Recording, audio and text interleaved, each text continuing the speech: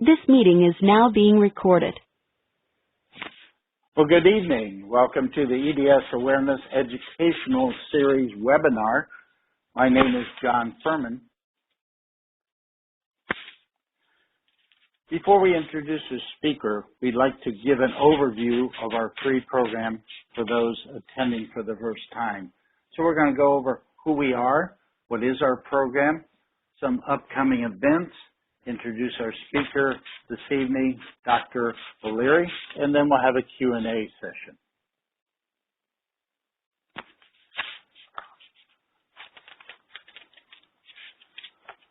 So again, my name is John Furman. I manage the National EDS Awareness Program based in Cincinnati, Ohio.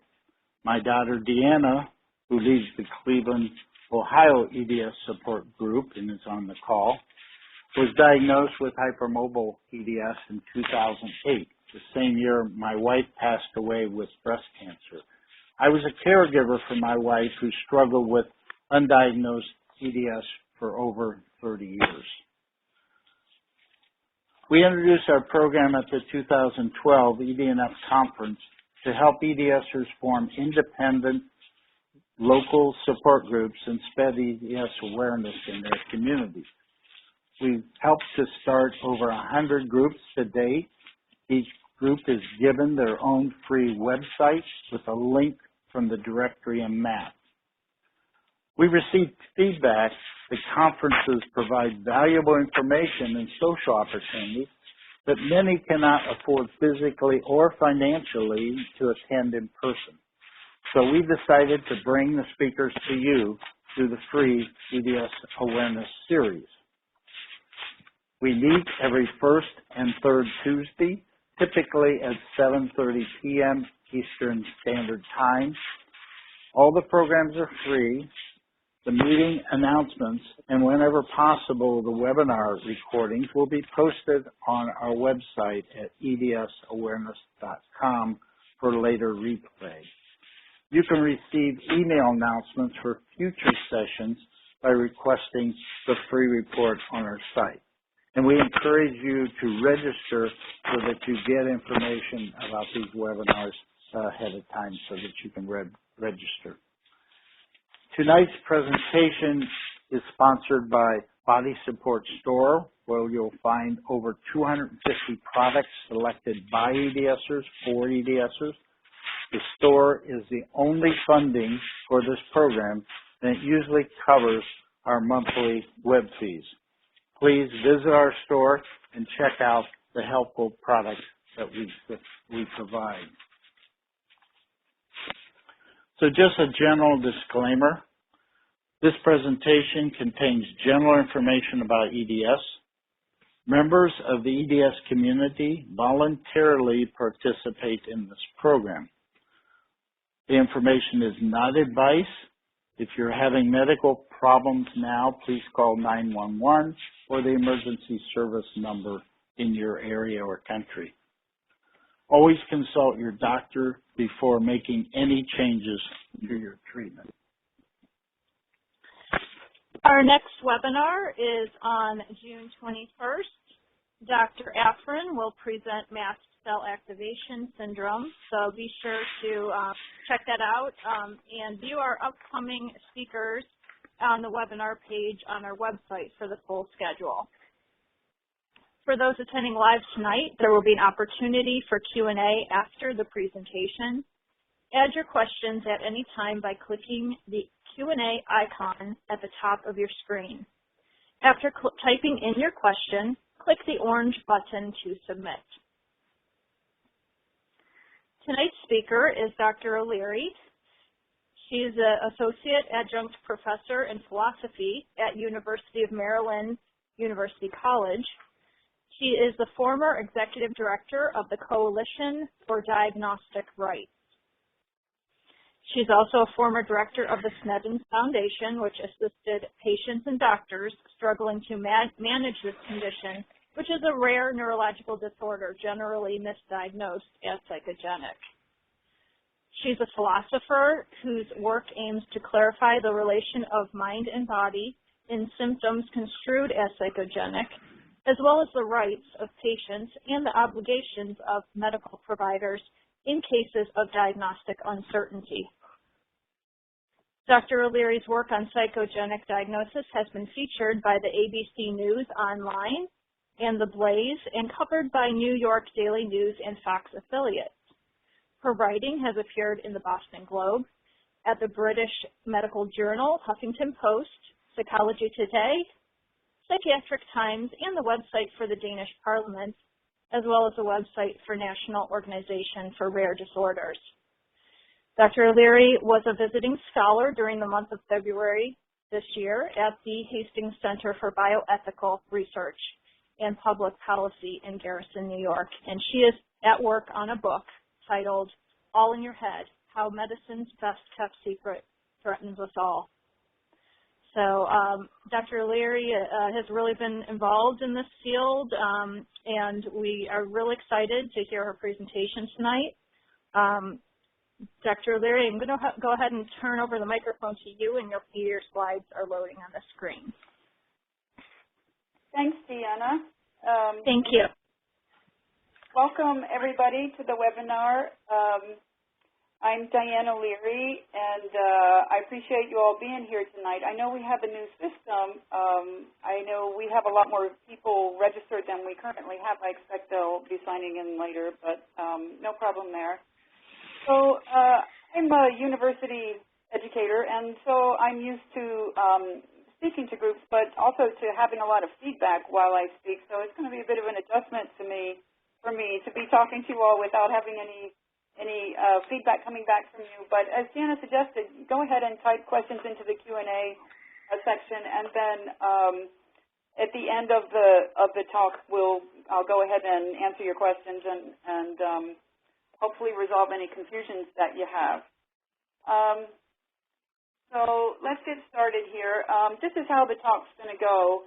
I have a few preliminaries to talk to you about, and then I'm going to do a section where I basically give you some fundamental information about It's All in Your Head, psychogenic diagnosis, and I'll explain all those terms and what they mean.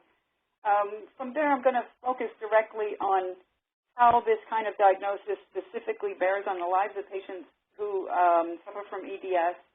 And once we've sorted out those specific issues, I'm going to turn to lay out the basic rights of patients and obligations as I understand them when patients have symptoms that are confusing for doctors and doctors want to resist providing medical care. And finally, I'll conclude with a set of principles for how you can apply some of these ideas in your daily care. I don't want to pretend to be offering any magic solutions there to encouraging your doctors to provide care when they feel symptoms are psychogenic, but we'll go ahead and talk about that. As I'm talking, if you do have any questions or issues, if there's anything at all that's unclear to you, you can go ahead and type that into the public chat. Right now we have only 11 people, so I think I'll be able to track those if you type. If we get a lot more people, it will be harder for me to do that. But for now, feel free to go ahead and type questions if you have them right there, and I can do my best to address them.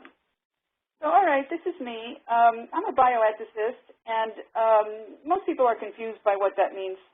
They used to call bioethicists medical ethicists. So basically, I do medical ethics. There are people who do bioethics who also do environmental ethics or some larger issues about nature and environment, things like that. But the core of bioethics is medical ethics, and that's what I do. I'm a philosopher. I teach in the university system right now in the University of Maryland, University College, elsewhere as well. I've worked as a public advocate for the rights of patients who've been mistakenly diagnosed with It's All in Your Head. So I was a director of an organization called the Coalition for Diagnostic Rights, and we focused on public cases of mistaken denial of medical care, and tried privately to advocate also through the media for change in this area. Before that, I did quite a lot of work in individual patient cases. So people would contact me and ask me to act as a go-between between them and their doctors so that we could help sort out whether there's a way we can provide medical care to patients rather than sticking with the mental health care if the medical care could possibly be helpful. So spent a lot of years doing that in a hands-on way, both for patients with Sneddon syndrome, the group that I ran, and for patients in general, who it's kind of word of a mouth thing that people began to contact me for other kinds of problems. And I realized before long that this is a massive, massive problem that really needs to be addressed on a global scale, on a public scale. One thing that I'm not going to talk about at all is that I am a patient who suffered from this problem. I have Sneddon syndrome. It's a very rare neurological disorder that's generally mistaken for it's all in your head. It's generally misdiagnosed as psychogenic. It's a kind of a stroke disorder. I spent 12 years being told, well, I also have lupus, but, you know, I had medical care for some things, but the primary symptoms that disabled me, I was denied care for those on the basis that my doctors felt that they were caused by psychiatric problems, in spite of the fact that I had normal psych evaluations and that kind of thing. So after 12 years of that, I actually did some medical research myself and discovered the rare disease that I have. They tested for it. I have it. Then it turned out my sister had it. So I was already a philosopher when I became ill, so I actually watched this problem happening in action for 20 years and nearly lost my life to it on several occasions. So it's a problem that causes a great deal of suffering in the world, and yet one that receives very little attention. So my fundamental focus is to change that through medical ethics, through public advocacy, through the media, through talks like this, that kind of thing. So this is not just an academic interest for me. This is a problem I've experienced myself and one I've watched family members and loved ones experience. So a very real and personal problem for me, as well as an academic problem or a work problem. So, okay, a bioethicist, somebody who works in medical ethics, is basically a professional who has ethical training and experience applying ethical training. And a medical ethicist applies these things to ethical issues that arise in medical care or in medical research. There are other things that people in bioethics do, but that's kind of the core area. So a lot of people say, well, why in the world would you need a philosopher in the medical field? But most people are familiar with medical ethics committees, which pretty much all the hospitals have at this point.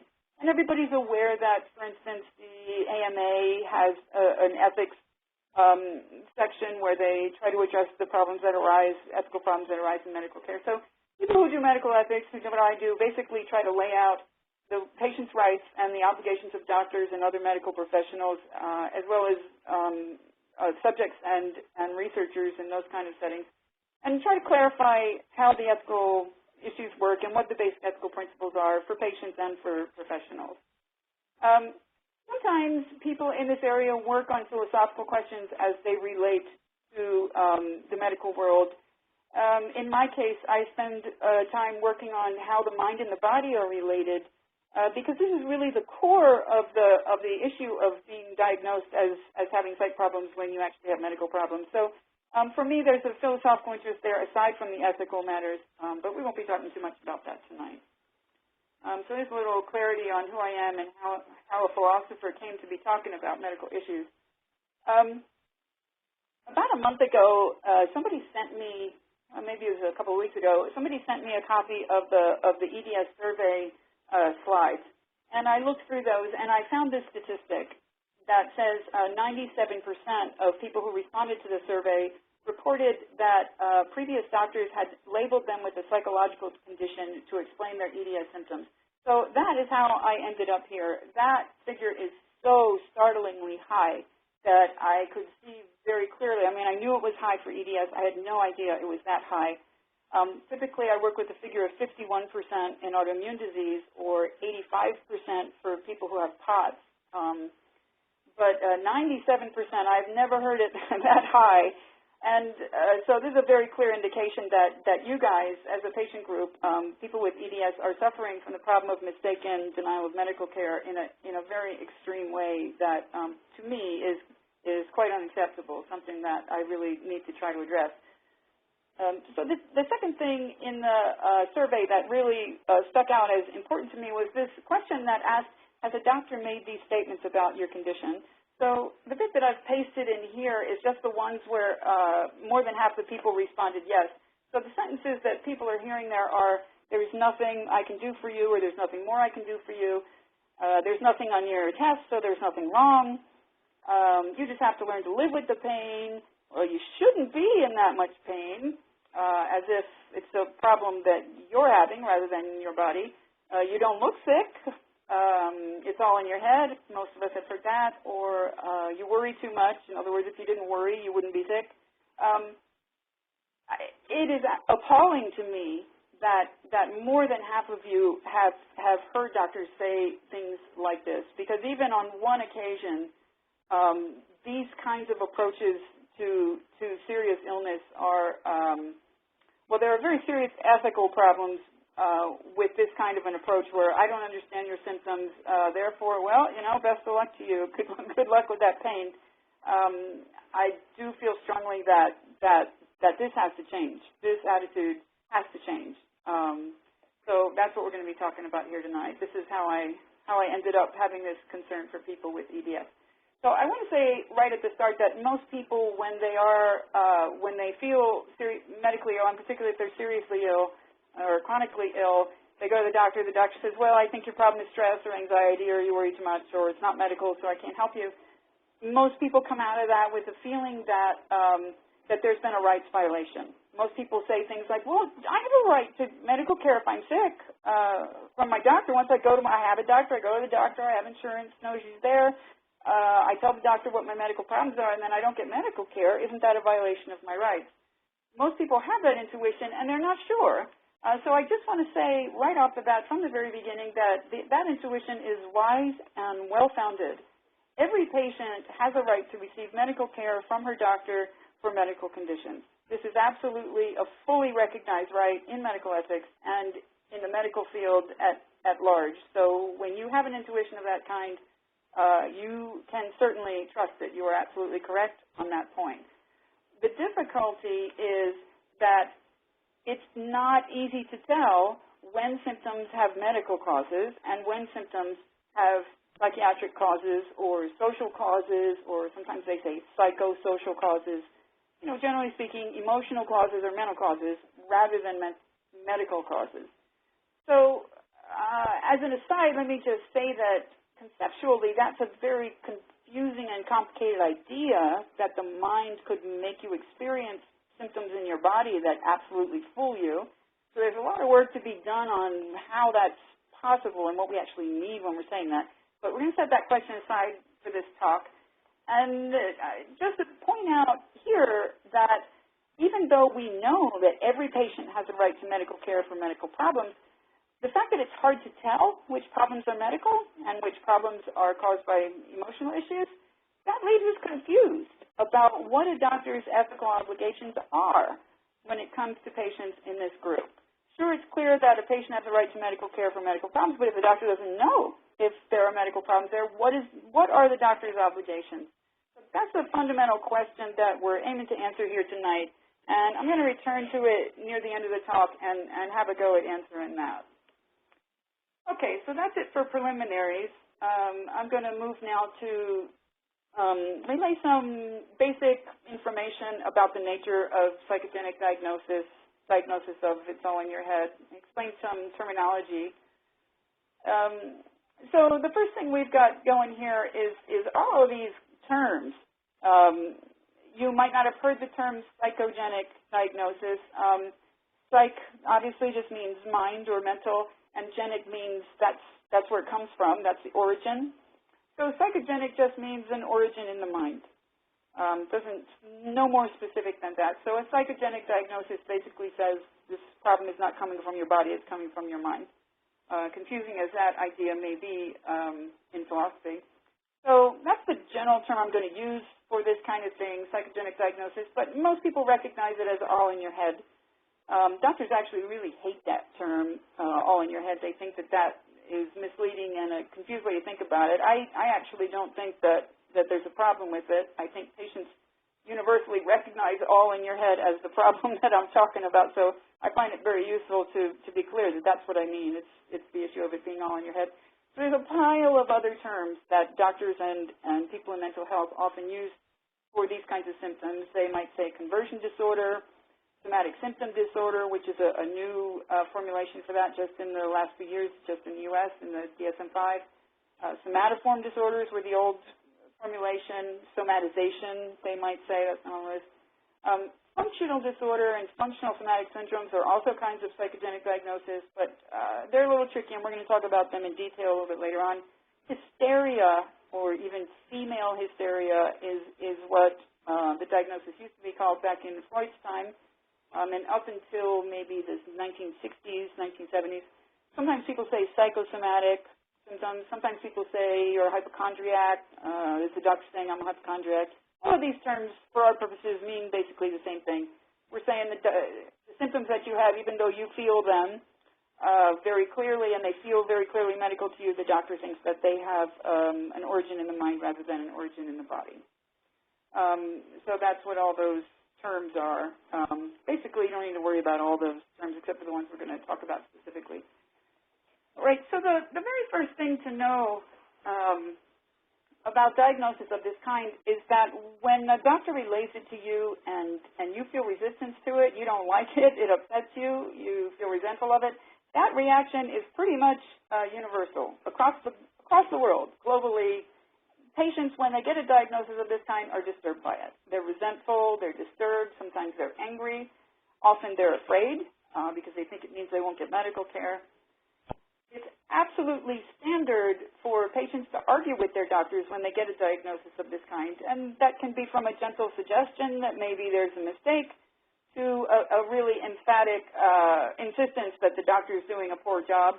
That's not actually unusual.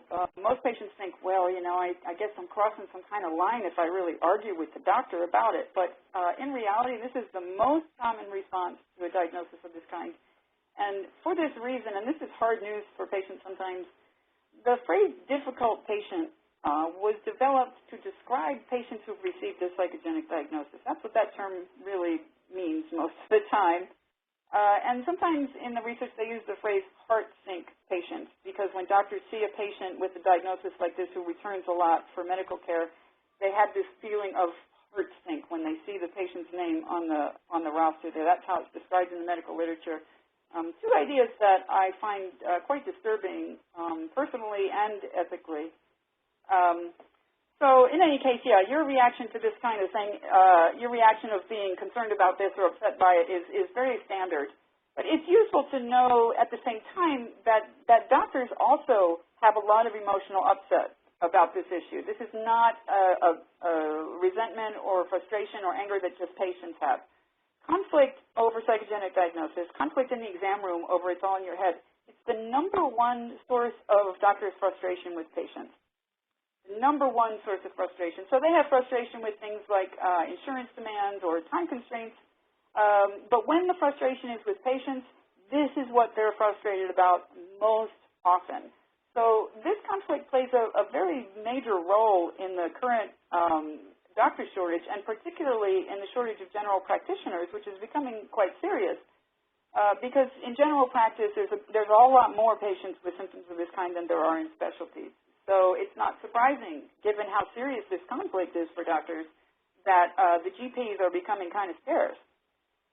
At this point, 9 out of 10 doctors do not recommend the field of medicine to others, and of course, since this is the major source of frustration with patients, obviously this conflict has a great deal to do with that frustration with the profession. So the anger and confusion and emotional intensity that patients feel about this problem is absolutely matched on the doctor's side, though I think doctors are universally successful at hiding that fact. So patients generally want to know, and it's actually really important, how common is diagnosis of this kind? And this is where people, if I'm speaking in a room, people's jaws drop. People are generally really shocked to hear this. There is no explanation for physical symptoms that is more common than a psychogenic diagnosis. So to say that another way, patients receive a diagnosis of it's all in your head, psychogenic symptoms, far more often than any specific medical alternative.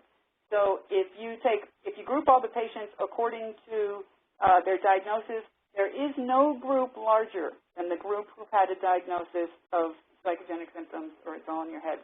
So that is shocking news for most people. That it's not rare, certainly not rare. It's not even a now and then kind of thing. It is absolutely the most common thing that doctors do. Why is it so common? It is absolutely standard practice for doctors to assume and for doctors to train other doctors to assume that when symptoms are not explained by medical tests or any other kind of explanation, when you don't understand the medical cause of the symptoms, those symptoms are psychiatric. The symptoms are caused by the mind. So psychogenic diagnosis is absolutely automatic for unexplained symptoms. It is instantaneous. In other words, when a patient has symptoms that are not explained by tests or exams or theories or any other clear biomedical support, the doctor does not need to support a diagnosis of it's all in your head with reasoning or with evidence. If your symptoms are unexplained, your symptoms are caused by psych. That's just an automatic thing that happens in an instant. So the idea of talking doctors out of it is quite a confusing prospect because there's no point where they actually present themselves or you with an argument for why they think that's the case. It's just instant. If the symptoms are not explained, the symptoms are psychogenic. So that's a big part of the problem.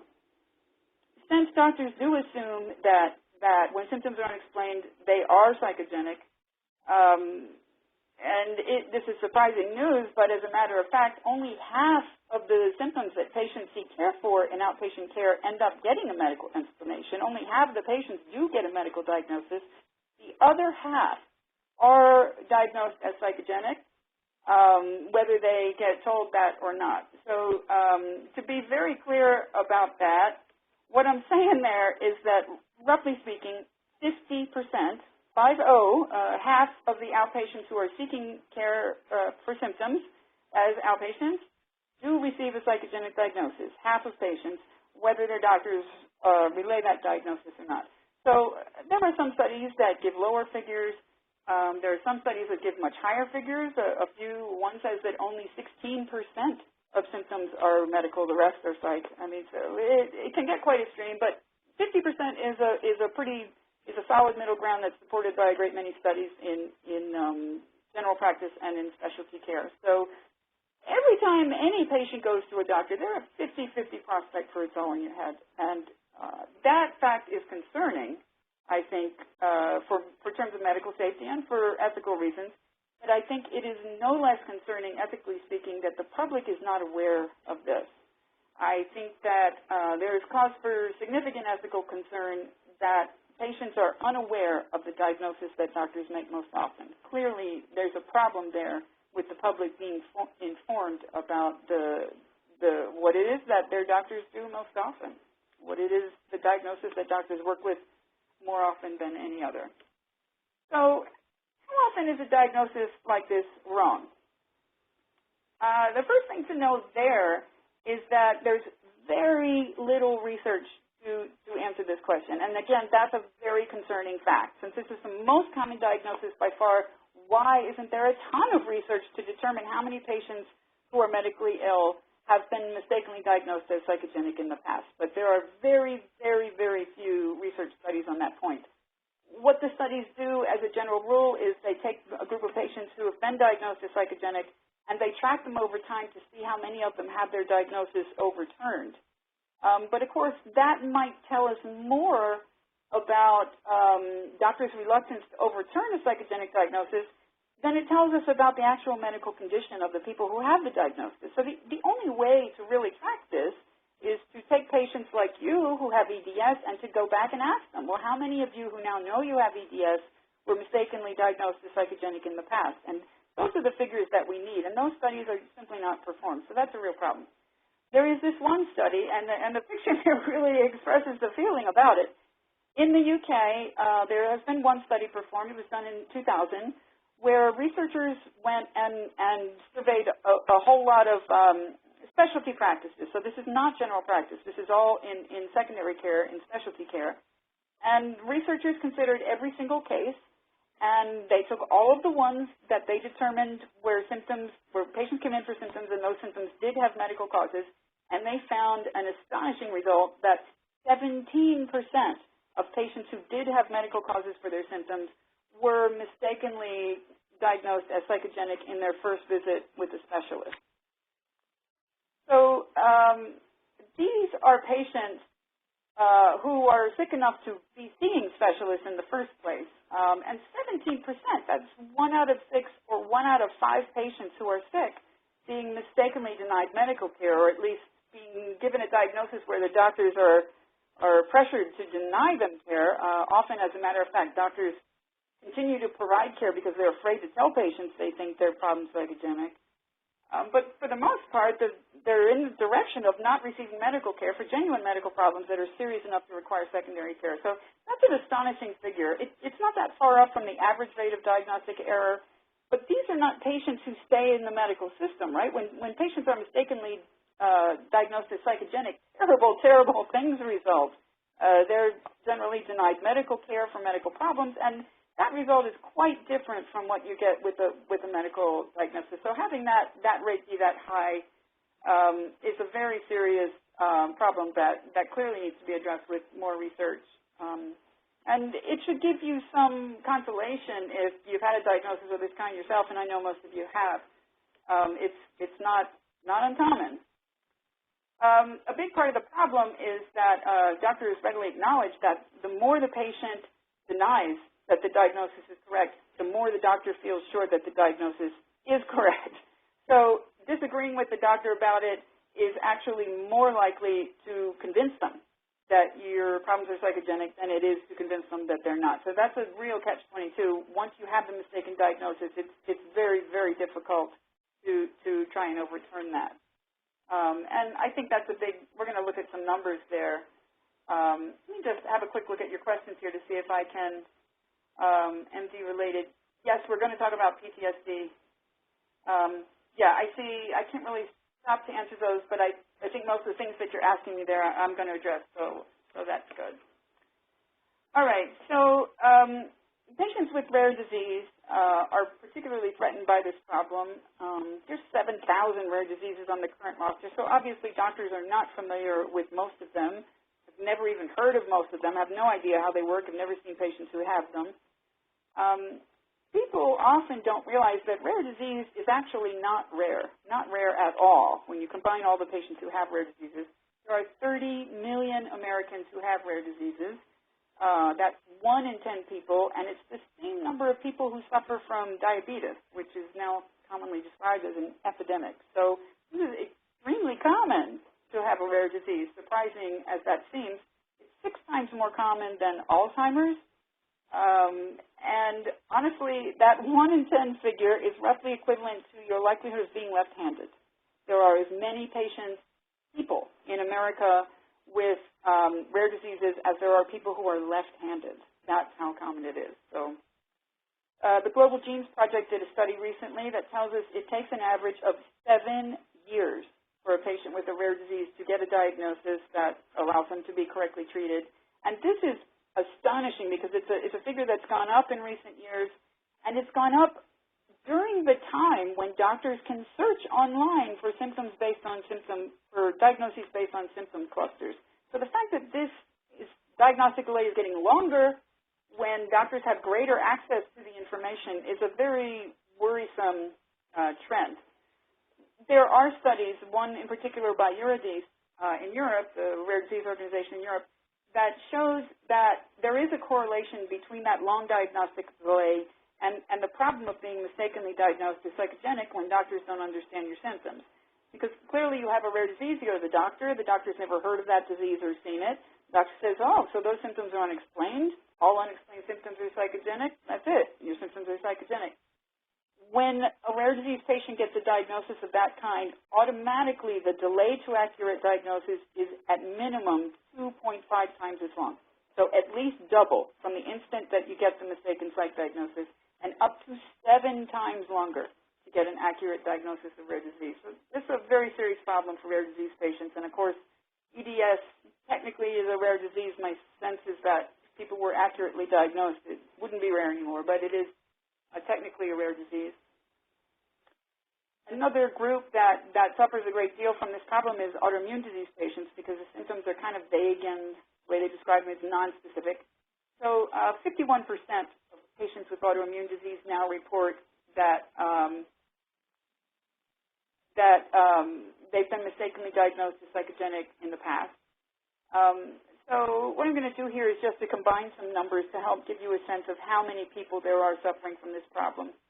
If we take just the portion of patients with autoimmune disease who've been mistakenly denied care, and we combine them with just half of the patients who have rare diseases. So that's a very conservative estimate, that just half of people with rare disease suffer from mistaken psychogenic diagnosis. There's no study to tell us, but that's a conservative estimate. So we combine the people with autoimmune disease who've had the problem with half of patients who have rare diseases, who we assume have the problem. When we combine those two groups, the total number is double the number of Americans who've had cancer. So in just these two patient groups, we already have a number of patients who've been mistakenly denied medical care, or at least misdiagnosed as psychogenic. The total number in just these two patient groups is already roughly double the total number of people who've struggled with cancer. So we don't have clear medical research to tell us there's a problem, but figures like these are extremely worrisome, and they tell us that this problem is a serious one. Obviously, this is a threat that patients deal with in larger numbers than they deal with the threat of cancer. Given particularly patients like Deanna's mom, John's wife, who struggled for 30 years with an EDS diagnosis without any medical care, even one story like that is unacceptable. To have in just these two patient groups more people than suffer from cancer tells us that this is a very, very serious problem, both medically and ethically. So to finish up this section on general info, you are not alone. When patients get a diagnosis of this kind in error, they feel quite isolated, quite alone, as if there's something about them that's caused the doctor to reach this conclusion. There's something wrong with me. There's something about me that's messed up.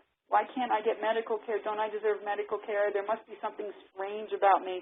None of these things are true.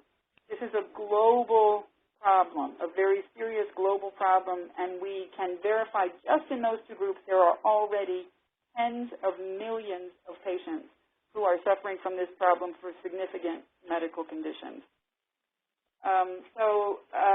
You are most definitely not alone on that point. Let me just have a quick look before I switch into section 2 and see if there's anything I can answer there readily about the material I've talked about before I move on. We have a lot of specific questions there that I can answer at the end. Advocating for, yes, we will talk about how to advocate to change this problem. That's in large part why I'm here, so we'll get to that. All right, so now that you have all this information about how psychogenic diagnosis works and how many people are dealing with it, how many people receive the problem, receive a diagnosis of this kind in error, some rough estimates there, I'm going to try to apply some of this information to the specific challenges of patients who struggle with EDS. And my ability to clarify that really hinges on the idea of functional somatic syndromes. Can I get I know we don't have a lot of people here. I think we might have had a technical issue there with people signing on because we have a lot more registered than that. If you would, do people generally know that they have been diagnosed with a functional syndrome? Have you guys heard that word from your doctors, that you have some kind of functional syndrome or functional symptoms or a functional disorder, anything like that? It would be helpful just to know, if you can type into the public chat thing there, how many of you have heard that term, because we're going to talk about it a lot. No. Yeah, I think probably most of you don't ever actually hear the term somatoform disorder. Yeah, that's kind of an old term. Okay, here's a quote that we're going to go back to quite a few times. Heck yes. This applies to, conversion disorder. This applies to hypermobility EDS patients, and what I learned from the study is that most of you, 75 or 77% of you, are hypermobility type EDS patients. So this is from a paper, really, actually it was a letter to the editor, about that form of EDS, and it helps us to sort out why this term functional syndrome is so important. It says EDS hypermobility type patients are prone to develop a range of functional somatic syndromes, including fibromyalgia, chronic fatigue syndrome, complex regional pain syndrome, gastrointestinal functional disorder, pelvic organ prolapse, and orthostatic intolerance. Do you think you're making yourself sick because you're afraid to be happy? That's a good one. Yeah, I've heard that. I have heard that myself. Okay, so this is a commentary from medical researchers to other medical researchers, or from doctors to doctors, you know, to help doctors understand what's going on with patients who have EDS hypermobility type. And what they're saying here basically is that this diagnosis means that you have simple hypermobility issues related to EDS, and on top of that, your symptoms can be described by this collection of functional somatic syndromes. So instead of saying you have hypermobility plus tiredness, pain, gastro disorders, they say you have hypermobility plus chronic fatigue syndrome and functional GI disorders. You see, that terminology is very important to the way that patients like you are managed. So let me try and explain that a little bit. Yeah, someone's suggesting there that you see it in the report, right? The doctor doesn't tell you, but you see it in the report, which is a terrible problem that there's a disparity between what the doctor tells you and what you see on the actual record. Yeah, hyperflexible joints, and that's all there is. So I'm going to try to help you understand why they're saying that. A functional somatic syndrome is really just a cluster of symptoms that seem to go together for a lot of patients. So it's a cluster of symptoms with a name. Often there's a theory about why those symptoms go together. There might be some vague kinds of tests to do or exam techniques to try and sort out which patients have that symptom cluster and which patients do not. So I'll go back to this list of things: fibromyalgia, chronic fatigue, orthostatic intolerance, POTS, complex regional pain syndrome, that just means unexplained pain, gastrointestinal disorders that are functional. All of these things are just names for groups of symptoms that doctors don't quite understand yet. These are the names of disorders that doctors treat without quite understanding the biological processes that lead to the symptoms. So one way of understanding the word functional is to say, we're not looking at the biology that causes the problem, we're looking at the changes in your functioning. So in some ways that's why they use this word functional, because we can't look at the biology because we don't understand it, so we're looking at the changes in your functioning and we're trying to deal with it on that level instead.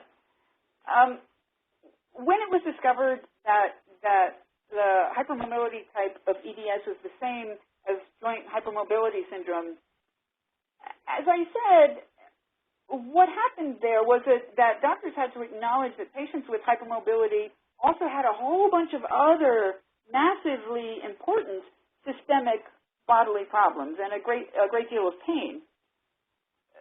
Rather than directly addressing each of those problems individually, for medical reasons that I can't, explain or go into, quite outside of my field, instead of digging into the actual symptoms themselves and trying to make sense of them, what happened was that the research that defines this disorder now generally explains it as hypermobility plus you got a whole bunch of these functional problems. That's how the medical research describes your disorder. So rather than looking at the problems themselves, the doctors are looking at the functional disorder literature that applies to lots and lots of other people too who don't have EDS. So whatever a doctor's view is on the medical reality of functional syndromes, that will be their view on the medical reality of the symptoms of an EDS patient. So many doctors believe that functional somatic syndromes do have medical causes, and certainly for every single one of the disorders on that list, there's a whole lot of peer-reviewed biomedical literature that supports a biomedical cause for the disorder.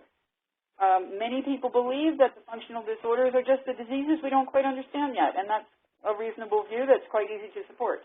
On the other hand, the symptoms of functional somatic syndromes are unexplained.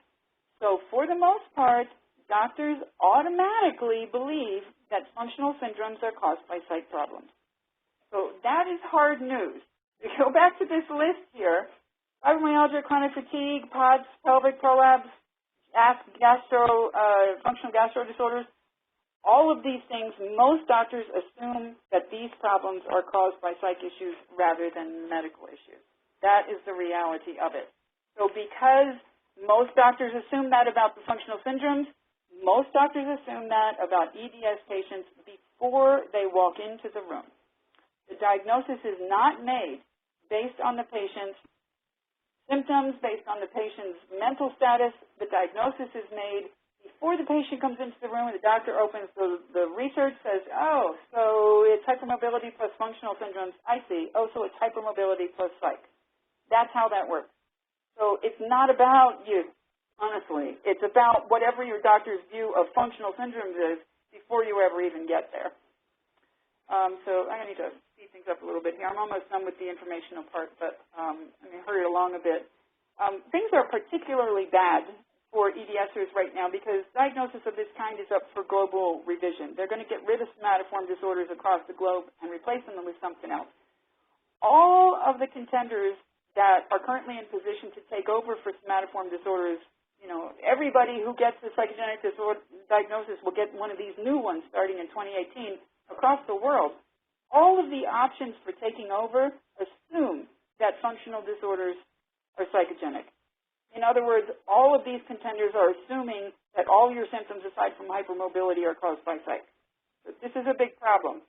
It means that there is a great global push at the moment. Yeah, it's very bad news, but there is some good news. I'll get to the good news.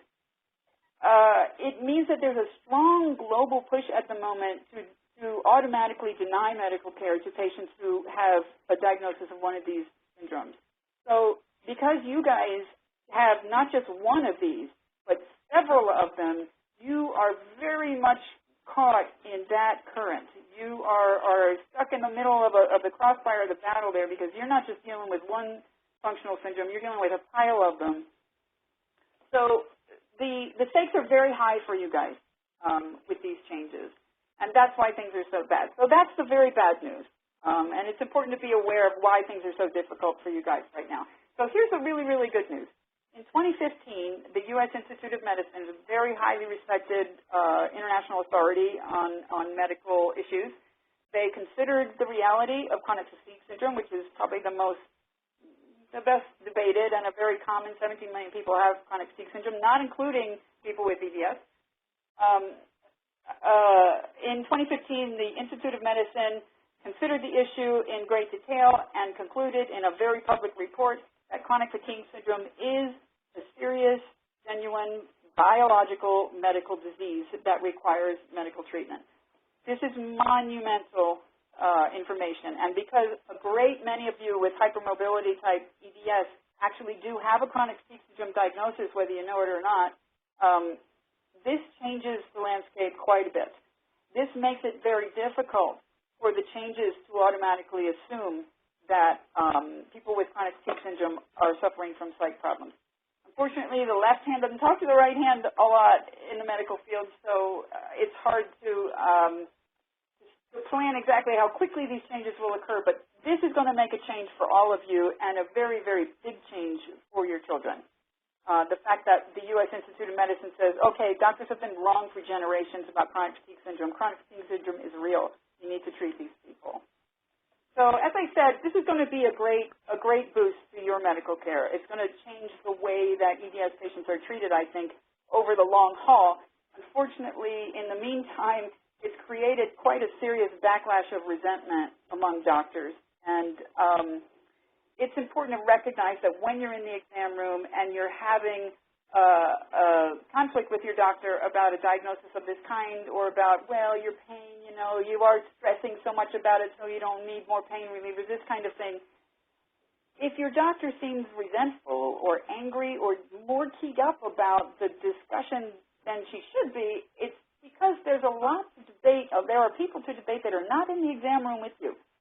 Your doctor is also debating the Institute of Medicine when you walk in the room. Your doctor says, oh, right, the Institute of Medicine says I have to treat all these people now, but that doesn't make any sense to me. And she's concerned about it. She's upset. And when doctors finally do accept that they need to treat chronic fatigue syndrome patients, other doctors disrespect them. Sometimes it's an emotional debate. And when you come in the room, all of that comes to the fore for them. Not to mention they've probably debated the issue with 5 other people that day before you came in the room. So that's why there's so much volatile tension there going on with your doctors. So, okay, before I finish up with the informational part here, I want to point out that the word functional is quite tricky. So in gastroenterology and very often in rheumatology, when doctors use the word functional, they're not saying your symptoms are psychiatric. In gastroenterology and rheumatology, doctors are able to ride the fence and say, I don't know what the cause of these symptoms is, but all I know is that if I can help you medically, I want to try and do that. So that seems to me to be the right approach, ethically speaking. And gastroenterology is great at that. Rheumatology, for the most part, is quite good at it. So you don't need to worry so much in those fields that doctors are using that word to suggest that your symptoms are psychiatric. On the other hand, in neurology and in psychiatry, the word functional generally does mean that your symptoms have psychiatric causes. So it's a very, very tricky word. And at this point, I'm going to tell you some things that are going to stir up a bit of anger about these terms. So unfortunately, the way this diagnosis is being changed, it's neurologists and psychiatrists who decide what the new way of diagnosing psychogenic symptoms or it's all in your head is going to be, and these are the ones who feel sure that the problem is psychiatric. So this is not good. I want to explain to you a sort of deliberate approach of misleading patients, lying to patients that's becoming common practice because it's neurologists and psychiatrists who generally drive this area of medicine. So, okay, there's a paper called The Function of Functional that's become quite important to the recent changes in this kind of diagnosis. And in that paper, researchers are describing what's useful about using the word functional with patients. And they say this, and this is a direct quote, one advantage of the term functional may be in allowing neurologists to use the same term to mean one thing to colleagues and another thing to patients. So the fact that patients are confused about what the term functional means is seen as an advantage because patients don't understand what doctors understand amongst themselves. So the term functional to other neurologists and psychiatrists generally means the symptoms are psychiatric, but patients are confused about the word and often think mistakenly that it means that the symptoms have medical causes. So it's a lot more complicated than that. There's a lot of gray area, and medical psych is complicated, but researchers in this area are quite aware that patients get confused, and they think that that's a good thing. So here's another sentence that's quite disturbing on that point. This is from a piece of research in 2005 on the issue. The usefulness of the term functional, the usefulness of the term would diminish if functional became seen as a euphemism for psychogenic. In other words, the minute that patients recognize that neurologists and psychiatrists understand the word functional to mean psychogenic, generally speaking, they can't use that word anymore because they're using the word in large part so that patients don't understand that they have a psychogenic diagnosis. So for someone like me who works in ethics, this is a monumental ethical problem because we're not talking about a few patients here. This is the most common diagnosis that doctors make by far. So this is something you need to keep in mind with the new terms, which are bodily distress syndrome, bodily distress disorder. Doctors might start throwing these terms around in the next couple of years if these things go through.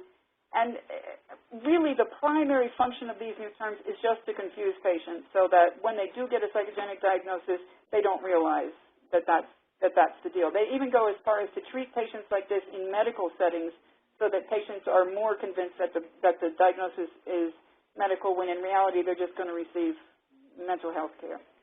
So, all right, that's some very disturbing news there. And I bring it up because I think that it's possible for patients with these kinds of, with serious disorders that are frequently mistaken as psychogenic, if we talk amongst ourselves, if the patient community shares information about the deliberate use of terminology to mislead patients, we can make that lie impossible. So I invite you to participate in that project, in the project of spreading the word that at least in neurology and psychiatry, these terms are used deliberately to confuse patients about having a psych diagnosis. All righty, let me go through this then quickly just to finish up. At this point, I just want to wrap up with some principles. So we know that every patient has a right to receive medical care from her doctor for medical conditions, but because doctors are unclear which conditions are medical and which are not, it's unclear what doctors' obligations actually are. The work that I do in ethics is driven by a desire to make clear the ethical principles that can answer that question. I want to clarify what doctors' ethical obligations actually are when they are unclear about the medical psych nature of their patient's symptoms. So the first thing that I am trying to communicate there is that trying to sort out how to address patients of this kind is not a medical problem, it's not a mental health problem, it is primarily an ethical problem. We don't need more medical information, we don't need more psych information, we need more ethical information to answer this question. Second, it is never ethical and it is never productive to misinform patients and to intrude on their right to make fully informed decisions for themselves. So this lie has to end. This lie has to end. Patients have a right to make fully informed, autonomous decisions because they are technically competent. They don't have Alzheimer's. They don't have dementia. There's nothing intruding on patients' ability to make medical decisions for themselves. So clearly, lying to patients of this kind is unacceptable. I think that the only way to manage this patient group ethically is for doctors to focus on the first and primary task of making sure that no patient at any time is ever denied medical care for a genuine medical problem. That is the first task that a doctor needs to accomplish, the primary task and the central task when a patient has symptoms that are unexplained. In the end, I think this is how it has to go.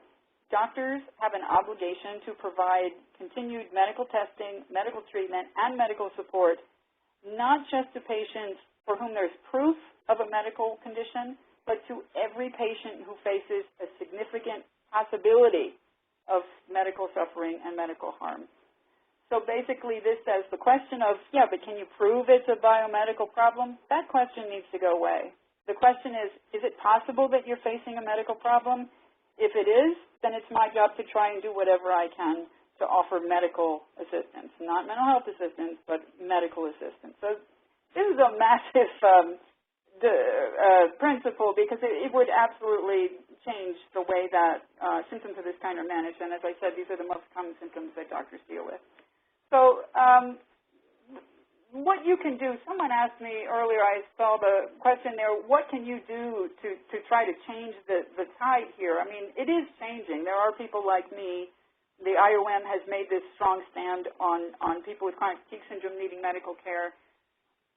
I think it's important to remember that doctors are people, that they are generally well-meaning people. They think that they're doing you a favor when they do this. They are mistaken, but they think that they're doing you a favor when they do this. And they are struggling with this problem in a highly emotional way every day. So recognize that. Second, spread the word about the terminology that deliberately lies. That has to stop. And it can only stop if all the patients become aware of it, because then the lie becomes impossible. And finally, talk to other people about a movement to demand change for the way that patients with unexplained symptoms are treated. So the important message there is that the social taboo about this issue has to change. You are not a patient with a weird problem. You are a very common patient with a very common problem that's unacceptable. So break the silence. Talk to other people about this issue. Finally, to just offer some suggestions about what you can do in your own medical care, in your own life, to make sense of this information. As I said, I don't have any magical things that are going to change your doctor's mind. To be quite honest with you, I think it's extremely difficult to change a doctor's mind about a psychogenic diagnosis once it's been made. Extremely difficult. But I do think that awareness of the nature of the problem can change the way that it affects your life. And this is no small thing from somebody who experienced this in a very severe and disabling way for 12 years. The first thing is to know that this problem is not caused by you, that it is an epidemic. It's a global epidemic. So this doesn't happen to you because there's something wrong with you. It's not about you. It's a global problem that's happening to patients everywhere of all different shapes and sizes. Second, as I said, the issue is not that your doctors are medically confused. It's that they're ethically confused. So debating about, I think it's a medical cause, well, I think it's a psych cause, that debate's not going to get anybody anywhere. It doesn't actually matter. What matters is that the question of what is the doctor's duty as a doctor. That's the issue that needs to be debated there. So that's the third point. Try talking to your doctor about the ethical problem, not the medical versus psych debate, but about the ethical problem of a doctor denying medical care to a patient for whom it's possible that there's a significant medical problem there. If it's possible for a doctor to assist a patient medically, a doctor has an obligation to try to do so.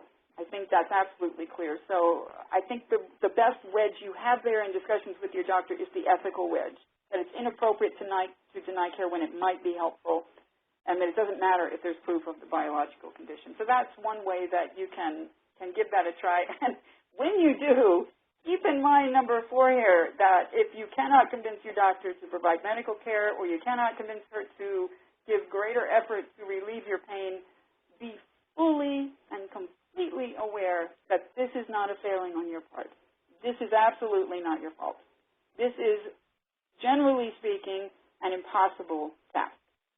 So it's not like if you only got it exactly right, you'd be able to get your medical care. No. This is an extremely difficult task, and if you succeed, it's quite miraculous. So don't be feeling like you're doing something wrong if you don't figure it out.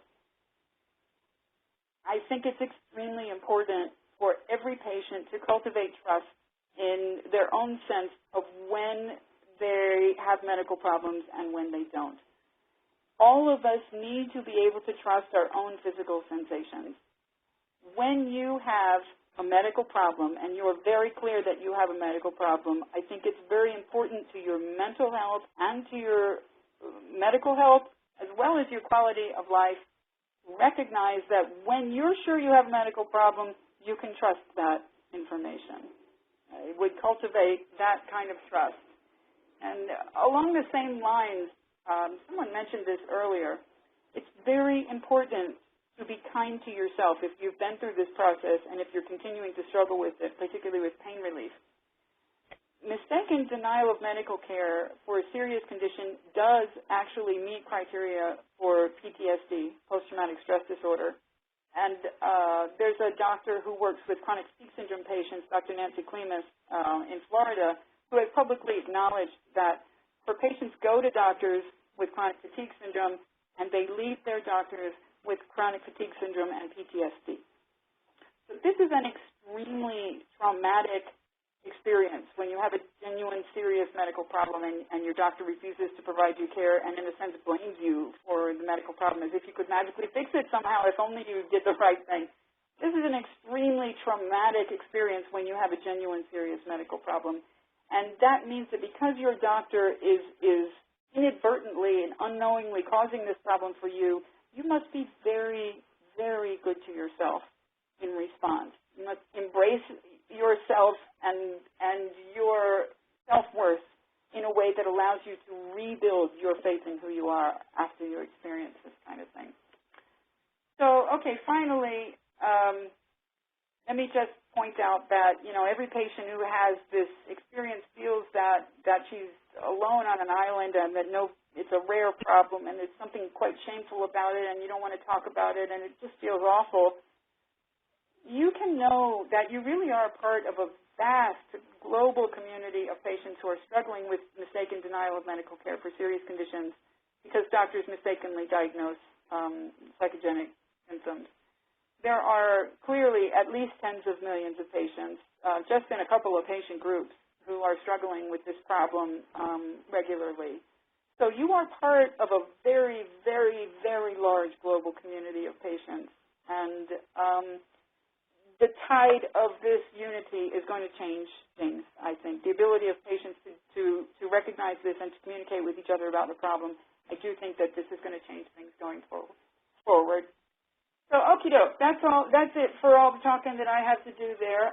If you have questions, go ahead, and you can keep typing them. You don't have to ask just one question and then go away, because I'm not sure what happened, whether we had a technical issue with the people that were signed up or what. But so let me see what we have here first with the public chat. If I can see anything quickly there that I can address before I move on to the ones in the Q&A. I see people saying that the doctor doesn't tell you that you have a functional disorder, and yeah, that it's just hypermobility and all the rest of it is imaginary. That's going to be extremely common given the way that patients are described as having hypermobility plus functional disorder. As I said, it really is very bad news, the way that these kinds of diagnoses are going at the moment. But again, it's also very good news because it's clear that things are going to change. Doctors firing their patients when they're too complex. I recognize this to be a problem, and this is another ethical issue that needs to be addressed, whether doctors should be allowed to do that with patients who can't go elsewhere.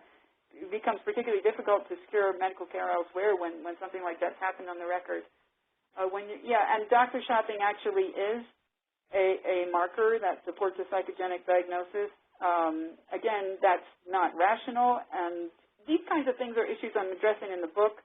I'm writing a book about this problem for general readers that will hopefully make it public knowledge how these things work and how big a problem it is. And the issues you're mentioning there, Meredith and Ginny, about being fired by your doctor or being labeled as psychogenic because you see several doctors, this is simply irrational thinking. This is not clear scientific medical practice. This is irrational, and this has to change. And again, it will change only through public awareness and public discussion. So, okay, I'm going to go through your questions here in order. First one's asking me, do you have any insight about medically related PTSD? So, yeah, we just talked about that. It's a common issue among EDSers. Yeah, I recognize that. As someone who's been dismissed and appropriately labeled since childhood, is usually triggered when seeing the doctor, leads to becoming emotional, and that exacerbates the problem. Well, you really, you put that really well there, and I just want to say I think that you're really on a good track in your ability to recognize that you have an emotional traumatic response to doctors at this point. The best thing that you can do is to recognize that it is normal to have that response to this problem, that it is an emotionally healthy response to the physical threat of being severely ill and not being able to get medical care. It's a healthy response. It's not a problematic response. It's a natural response. Just be kind with yourself when you go to the doctor. I mean, I am not a mental health practitioner, but I know what this trigger is like. I have it myself every time I go near a doctor's office. So the only way that I have learned to deal with it is to recognize that there are zillions of us dealing with it, and that at some point I do think that there will come a time when this is a specific mental health disorder that patients get help with, when doctors have mistakenly denied them medical care, and this leads to trauma in their interactions with doctors. And of course, it is going to make the problem more difficult when you interact with the doctor. You're having the emotional trigger, so you act funky, and then your doctor picks that up, and the doctor thinks you're acting weird, and it all just escalates out of control. This is not your fault. This is unavoidable. This is not your fault. I think that's probably the best thing that you can do to deal with that. So, all right, let me see if anybody's written anything in here. Online communications are empowering. Yeah, well, that's the idea. Doctors, through bioethics, doctors are coming to see that these kinds of discussions are occurring. That's in large part what I do, is to raise awareness about this in the medical community. So it's happening. It's happening. The power is beginning to force some change. Websites that doctors are reluctant to talk about this problem. Well, partly because they're afraid of it, because it's a monstrously huge problem, and also it's a huge emotional problem for them because they're dealing with angry patients every day. I do believe I see, Jenny, many patients who have this form of PTSD. I have done this work long enough to know that most patients who have serious medical problems for which they've been mistakenly denied medical care do have PTSD in a big way. I see this. It's a dark thing, but the fact that we can now share this fact and that it's beginning to be recognized is an extremely hopeful fact. Soon we will see this as a recognized problem for which we can receive some support. So, all right, let me see what our second question is here. Never been specifically told your symptoms are psychogenic. There's nothing in your scans and there's nothing in your blood work. Is that a passive way of doctors giving a psychogenic diagnosis? So somebody's asking here, the doctor doesn't say it's psychogenic, but the doctor says, well, I'm not seeing anything in your scans or in your blood work that show any reason to have your pain, and then they don't say anything else. Yes, that is a psychogenic diagnosis. That's what that is. Most doctors are reluctant to communicate a psychogenic diagnosis when they make it, even when they have chronic pain patients, because patients get mad, so they're reluctant. So yes, Luke, to answer your question, that is absolutely clearly a psychogenic diagnosis. When your doctor says, well, I don't see anything, your doctor is subtly saying, so your symptoms aren't medical, they're psychiatric. That's basically what that means. And I think it's reasonable to consider asking your doctor could we actually talk honestly about that? Though the chance of changing their mind are slim, it might actually help you both, emotionally speaking, and might help your medical care to actually ask to speak openly about it rather than to have all this lies and versions. So I hope that's helpful, Luke. If you have other issues there, go ahead and type them in, and I'll try to respond. We got a third question here. My mom was concerned when I told her about one of my doctors labeling my EDS symptoms as all in my head.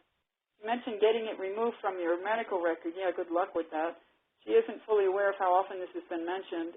What sort of impact does it make in the future to have negative notes like this on the record? Wow, that is a really good question because obviously the record follows you with every doctor you see, and now that we have electronic records, in large part, you cannot even control which doctors do and do not see them at this point. That shouldn't be the case, but it is the case. You're asking there a question with a painful answer. Patients have a right to petition to have their medical records changed. I've never known a patient who succeeded in doing that. In fact, most patients who ask to put an addendum in on the record, something that you also have a right to do, most of the time that's simply removed.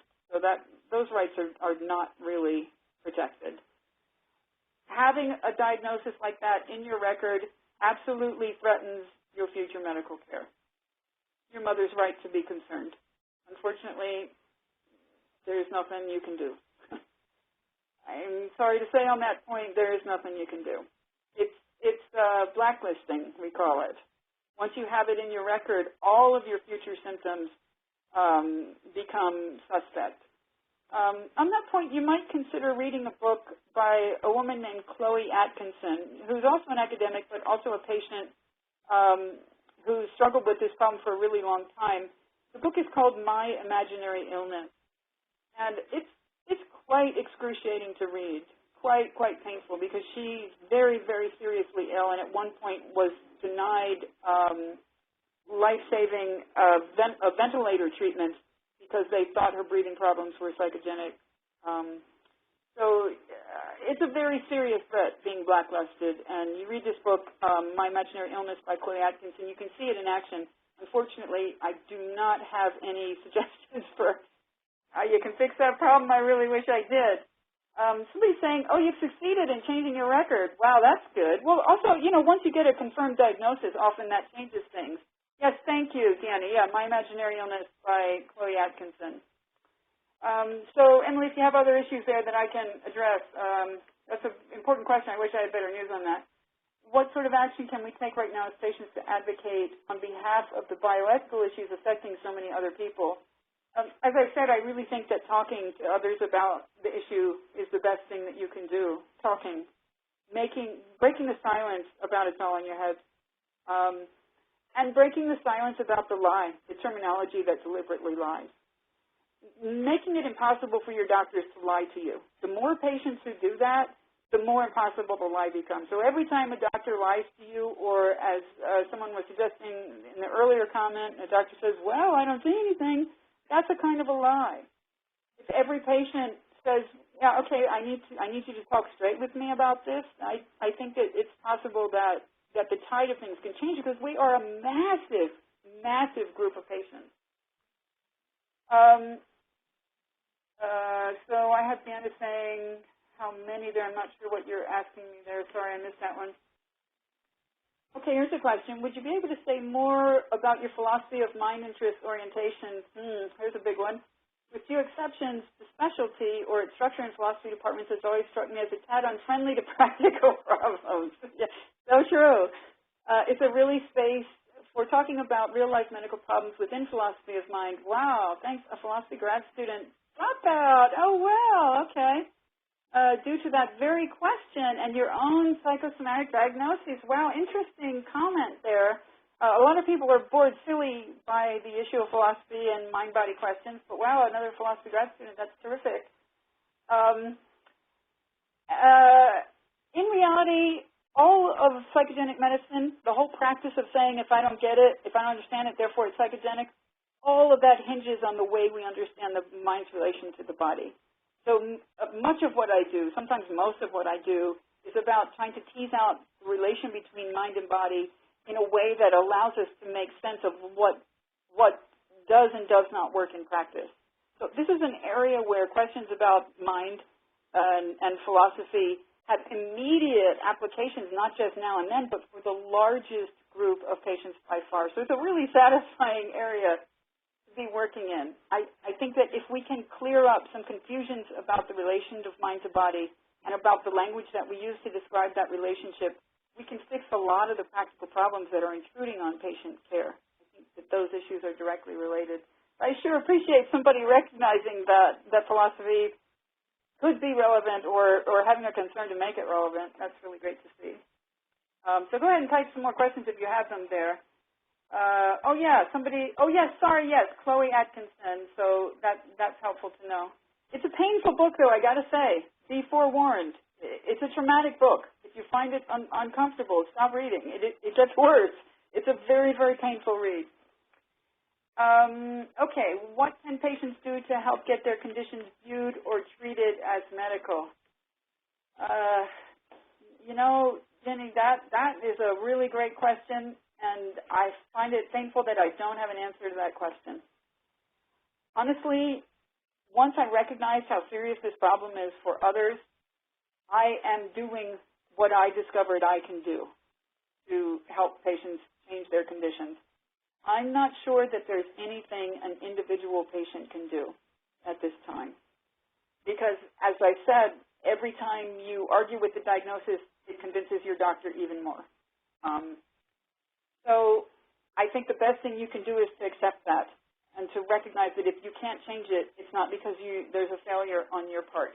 I do think it's helpful to try to raise it as an ethical issue rather than a medical issue or rather than a mental health issue, but an ethical issue. I think that helps. It helps to point people in the direction of my work or in the direction of this webinar, and hopefully the book will come out at some point. And then, as soon as we have a public book, something in the media that presents the seriousness of the problem and the vast numbers of patients who are harmed by it, then we'll be able to answer that question with some clear techniques. At this time, I'm so sorry, I don't know what you can do. I wish I did. So, okay, Jeannie's got a second question here. Are there particular questions or phrasings that patients can use to explain or discuss the diagnosis? I think maybe you mean to try to convince doctors that your problem is medical. I would point them maybe to the EDS survey that says 97% of patients were mistakenly diagnosed as psychogenic. But of course, if your doctor already thinks you're psychogenic, yeah, there's no phrasing that's going to change this problem, I'm afraid. I used to think there was. I spent 12 years trying to answer that question for myself, and I know how deeply that problem matters to you. I certainly do wish that I could offer you more on that, but I'm not going to lie to you. I don't know the answer there, I'm afraid. So someone's asking me, how do I help my prior doctors who misdiagnosed me know what they got wrong? Wow, great question.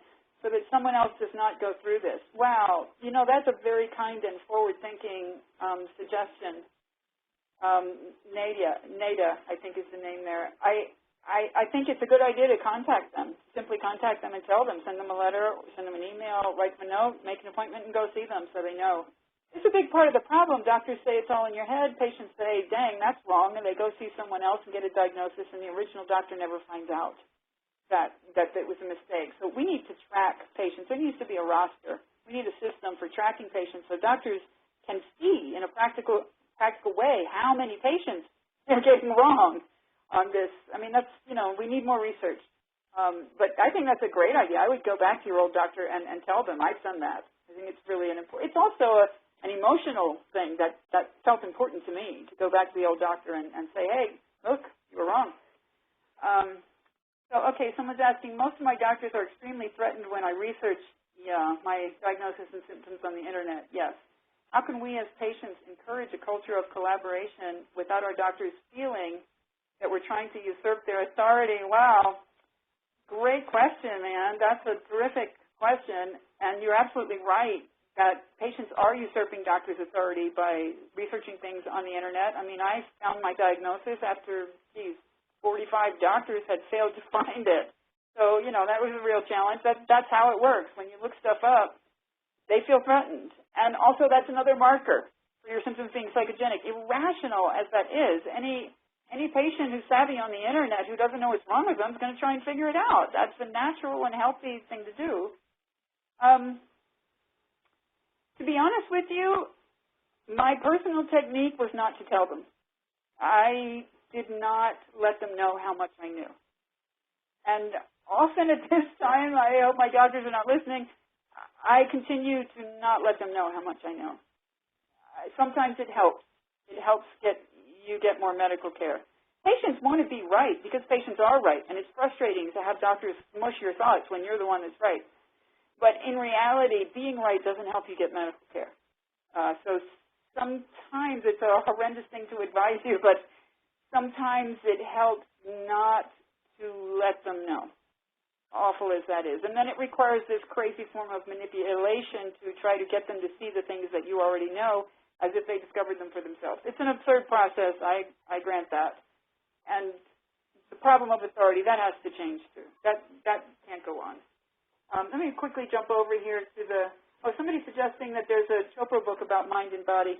You know, mind-body stuff is there's a lot of confusion in those books, so I'm not sure. It would be a great copy to send a copy of the survey and the link to this webinar to your previous doctors. Yeah, feel free to do that. I think the more this information gets out, the more helpful it is to everyone. So yeah, relaying this kind of thing to your old doctor is a great idea. Survey shows much lower percentage of psychogenic diagnosis for the doctor who finally diagnosed the EDS. I did not notice that, and I need to go and look that up. A much lower percentage so the doctors who finally do diagnose it are saying less often that people's symptoms are psychogenic. Yeah, I guess that makes sense. And the survey here is immensely helpful. I will certainly use it in research in the future. Somebody's saying, yeah, play your part as the patient. Sadly, sometimes doctors have enough of a problem with the authority issue that you're going to get better care that way. It's an appalling fact, but there it is. I do that, play down in the doctor's office. Yeah, sometimes. That's actually how I got diagnosed. I knew what I had. I went to see a specialist who knew what it was and just led him in that direction without letting him know that I already knew. So, yeah, it happens. Yeah, it is very sad. It's unethical. It's straightforwardly unethical. It violates basic ethical principles that we would have to do that. Yeah. They mess with our heads. That's right, because they're manipulating us with the lies. So yeah, that's how it kind of goes both ways. So I know we're running out of time. Let me answer some more of the questions here on the Q&A. Most of my doctors are extremely threatened. Okay, I just did that one. How do you navigate removing the diagnosis? Yeah, I think I've covered that. At this time, we don't have that right. I've had some interaction with the Patient Privacy Rights Foundation about this problem, and they're aware of it. But at this time, appallingly, we don't have that right. Do you have recommendations for those of us who have legitimate psych diagnoses to balance with our physical ones? That's a really important question because as things currently stand, if you have a mental health diagnosis, and a great many people do, it's 25% of the population, not uncommon, it's certainly not something to be ashamed of. People who have a psych diagnosis are much more likely to get diagnosed with psychogenic symptoms, and that's just very poor diagnostic reasoning, because clearly having a mental health disorder doesn't make anybody less likely to get sick. That's the thing to keep in mind. When your doctor says, well, you know, you have unexplained symptoms and you do have some psych problems, if you can get your doctor to speak openly about it, it does help to point out that having a mental health disorder is not some kind of magic pill that keeps you from getting sick. In fact, having a mental health disorder, technically, by research, makes you 10 times more likely to have medical conditions. Not less likely, more likely, 10 times more likely. So if you can get your doctor to have a direct dialogue about it, sometimes that information is helpful, that you're not less likely to be sick. You're more likely to be sick, 10 times more.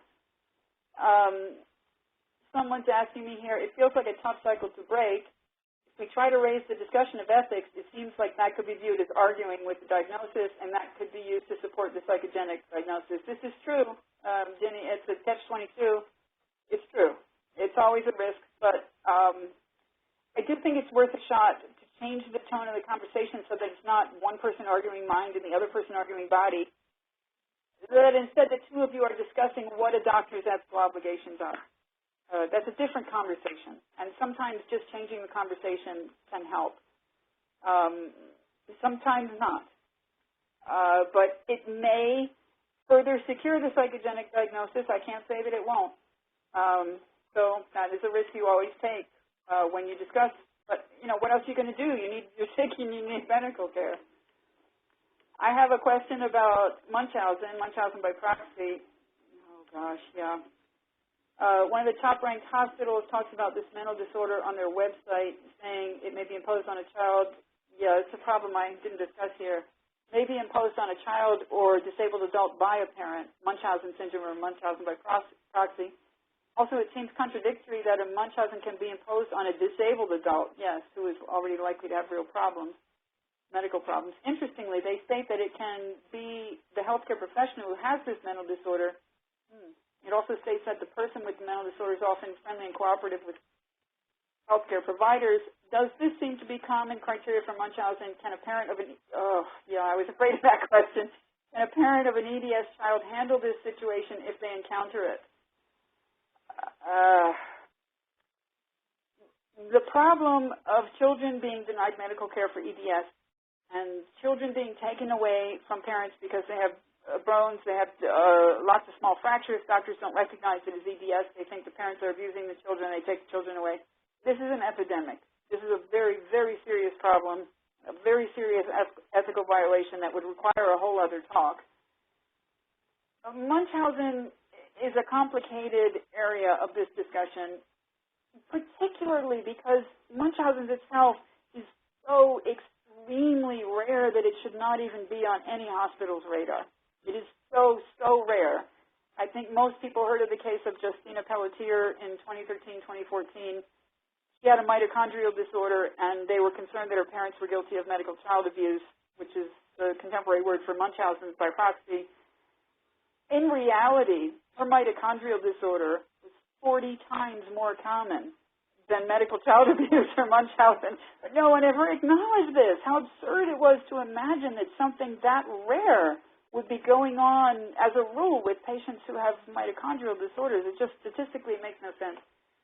Again, yes, the criteria you're mentioning for Munchausen there are common. How can you handle that situation? Support groups.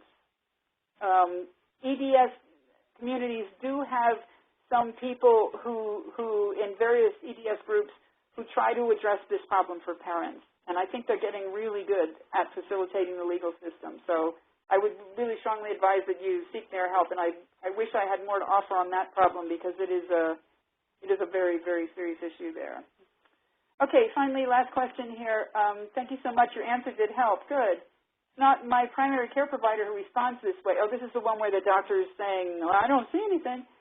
It's the musculoskeletal doctors I've seen who've given me this, well, nothing looks wrong on your scan diagnosis. Yeah. I live in Iowa, and no one even knows what EDS really is. You know more than any doctor you've ever seen. Yeah, well, you want to keep that under wraps. Iowa City has a geneticist who deals exclusively with EDS but has a long waiting list. Yeah, sometimes the specialists are a lot more scan-heavy, scan-focused, but again, it's irrational thinking. No doctor believes that every medical problem is visible on scans and tests. Nobody would suggest that.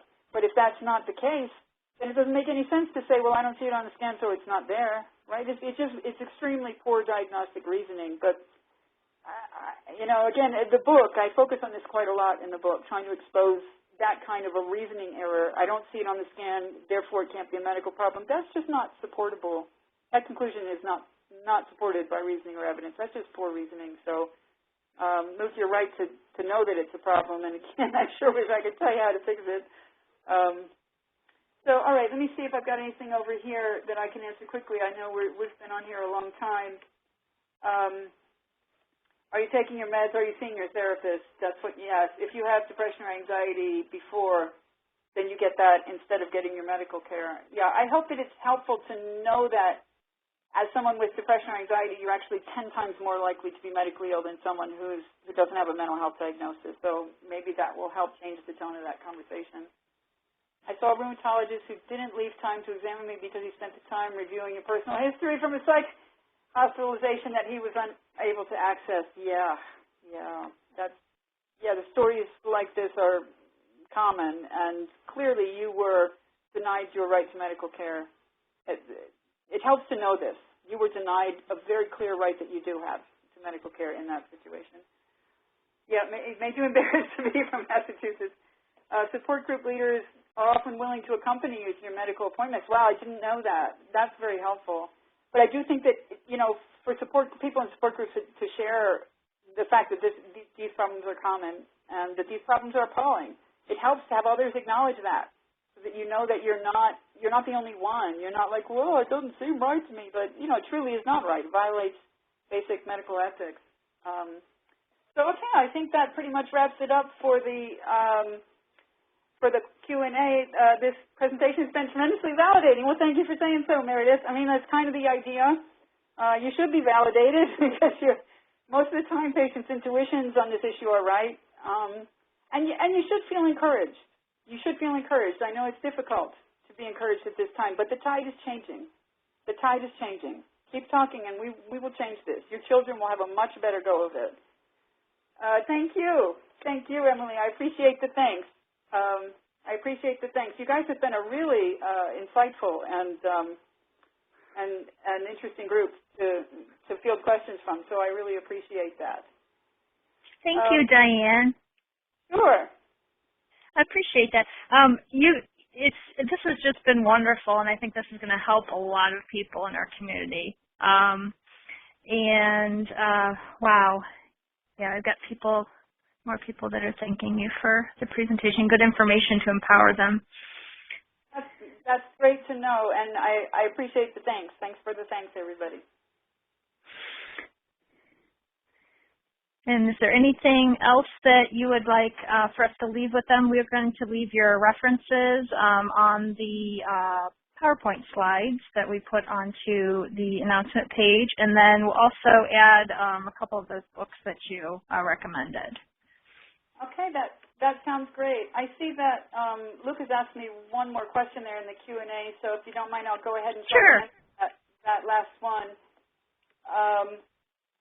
Can you suggest any strategies for preparing for doctor's appointments? Wow, yeah. I certainly do know that that's what you do. Everybody makes strategies. Everybody thinks if they get the strategy right, they could get the doctor to give them medical care. And it's important because it's a delicate exchange. You do need to plan.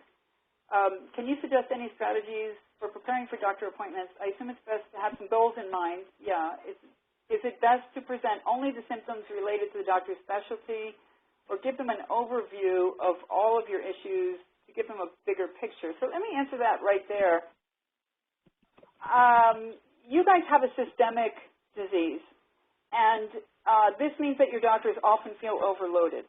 And once they reach a certain overload, that's what happens when you're too complicated, so I don't want to see you anymore. Doctors find it harder to grapple with piles and piles of problems than they do with a few. So because you have systemic disease, I would suggest pinning down a few specific things that you want to address and letting some other things go. I think you're more likely to get care if you're very clear about the few things you want care for rather than kind of a buckshot approach, or I just want you to have the whole picture. Better to give them a bunch of little pictures than to try to give them, well, I have this whole huge range of problems. So would either approach point more to psychogenic? Yeah, fewer symptoms is better, even though obviously you have a systemic disease, so you have piles of symptoms, and they should be able to cope with that. In practice, they have a hard time with that. Are there certain approaches to avoid in an appointment? Would it be beneficial for an advocate for your disease to be there, a non-family member, to accompany you to medical appointments? Yeah, let me just say right there that that's a really important suggestion. Patients who go to doctor's appointments alone, who have these kinds of issues, have a lot harder time. And we did not talk about the gender issue. Doctors are trained to assume that most of the time, not always obviously in your case, Luke, but most of the time it's women who struggle with psychogenic symptoms. So women going to medical appointments alone with these kinds of problems, I used to find that bringing my husband would change the likelihood of me getting medical care. And that is a grotesque fact, but it made a difference. Whether you're male or female, having someone with you who's very clear that you're medically ill and can be calm about that fact can be very helpful. I do think that's a really good idea. And if you can have somebody who has some official role with EDS, that's even better. If you're ever in the hospital, make sure someone is with you most of the time. Patients with a psychogenic diagnosis who don't have people with them really have a hard time, and that Chloe Atkins book really, boy, brings that point home in a very painful way. If you can have people with you, particularly when you're an inpatient, if you ever land in the hospital, makes a big difference to the quality of your care. Doctors it's harder for them to deny you medical care when you're suffering if somebody can see them do it. So I think it does help. Support group leaders or other members are often willing to help in this way. Yeah. Would the doctor see this as validating you, or would they feel ganged up on? No, they're people, so they have feelings that are unpredictable. They're just people. So maybe they would feel ganged up on. It's difficult because they're taking a position that forces you to be adversarial. And so you bring someone else who is also forced to be adversarial. And so the whole thing is set up to be a fight. Somehow it helps, I think, to switch over from the, look, this is medical, I need medical care debate to, look, it's possible I need medical care, so whether I do or not, it's your job to try. Sometimes it helps the ganging up feeling if everybody can be clear that what you're debating is whether the doctor has an obligation to try to help medically. And once you get there, obviously, it seems clear that they do. So if you can get to that point, it might help. But all these are really good suggestions, I think. Bringing people with you does make a really big difference. So thanks very much. Yeah. No, I asked questions regarding ADHD. I'm not sure what that one's referring to. So, okay, I think that wraps it up unless anybody else has anything to ask there. We've been going an awful long time. And that last question was important because it is important to strategize. But, yeah, like I said, pick a few simple things. Focus on them very clearly. Let some other things go if you can. And, yeah, bring people with you for support. I think that's a good plan. All good suggestions. Wow. Well, we really appreciate all your work that you're doing in this area because it's, as you showed in your presentation, it's greatly needed. And all of us majority of us have experienced difficulties in this area. So if there's any other way our EDS community can, help you in your mission to improve the situation, we're happy to work together on that. That's actually a really good offer, Deanna. I think that as things proceed, we probably can find some ways to collaborate to help improve the problem. So I think that's great. I appreciate that. All right. Well, thanks again, Dr. O'Leary. And it is getting late, so we're going to go ahead and close down the meeting for tonight. Just wanted to remind everyone that the next presentation is on June 21st with Dr. Afrin.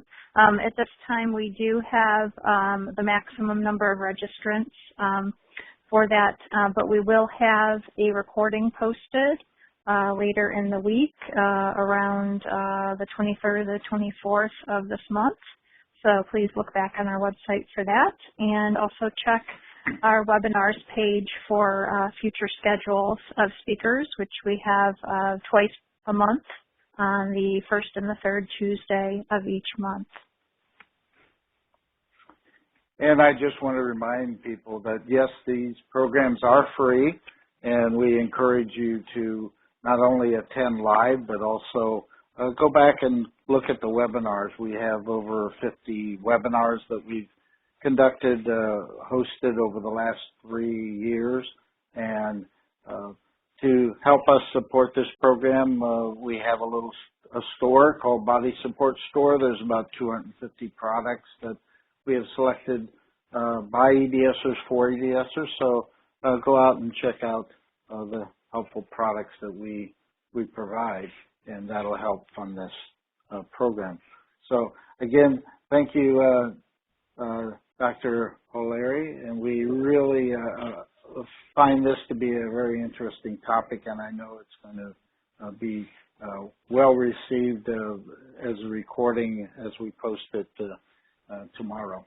So everyone, have a good evening, and thank you for attending, and we look forward to seeing you at a future webinar. So good night. Thanks again to our speaker and all who attended. Have a great evening, everyone.